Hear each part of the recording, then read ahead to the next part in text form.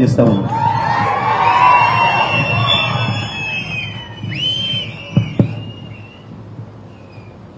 కేటీఆర్ గారు మన దేవరకొండ నియోజకవర్గానికి సంబంధించి మొట్టమొదటిగా వారు పంచాయతీరాజ్ మంత్రిగా ఉన్నప్పుడు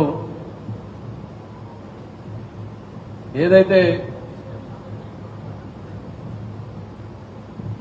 పల్లె ప్రగతి కార్యక్రమానికి సంబంధించిన కార్యక్రమాన్ని ప్రారంభం చేసినప్పుడు మొట్టమొదటిగా మన దేవరకొండ నియోజకవర్గం నెలవలపల్లి గ్రామం, చింతపల్లి మండలం నెలవలపల్లి గ్రామం నుండే ప్రారంభం చేశారు రాష్ట్ర స్థాయిలో.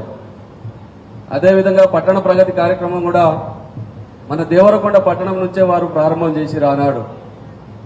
ఈ దేవరకొండ పట్టణంలో 50 కోట్ల రూపాయలతో అండర్ గ్రౌండ్ డ్రైనేజ్ అసలు ఈ చిన్న మున్సిపాలిటీలలో ఎక్కడ కూడా లేదు. అలాంటిది ఇక్కడ అవసరం ఉంది అన్న కొత్తగా ఎక్స్పాన్షన్ అయిన పట్టణం కాబట్టి మాకు యూజిడి కావాలంటే 50 కోట్ల రూపాయల నిధులు మన దేవరకొండ పట్టణానికి ఇవ్వడం అనేది జరిగింది.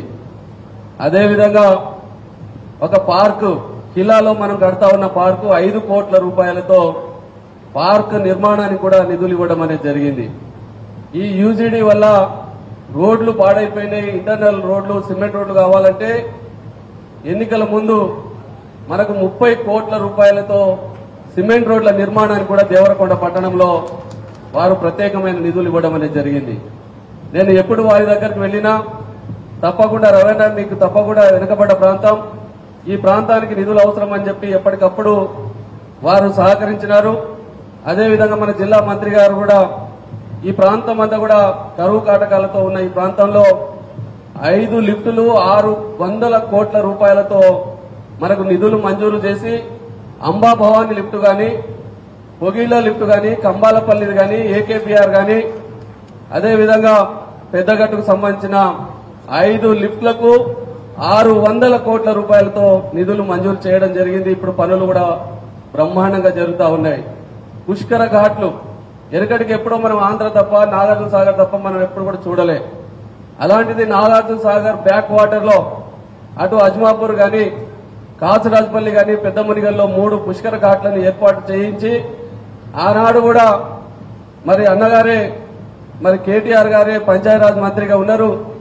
ఆర్ఎండ్బి గాని పంచాయతీరాజ్ నుంచి దాదాపుగా 500 కోట్ల రూపాయలతో బ్రహ్మాండమైన రోడ్లు ఈరోజు హైదరాబాద్ నుంచి దేవరకొండకు వచ్చే రోడ్డు గాని, పెద్ద మునిగల్ రోడ్డు గాని, కాసురాజపల్లి కంబాలపల్లి దాకా పోయే రోడ్లన్నీ కూడా బ్రహ్మాండంగా మనం ఒక 500 కోట్ల రూపాయలతో మంజూరు చేసుకుని పనులు పూర్తి చేసుకున్నాం.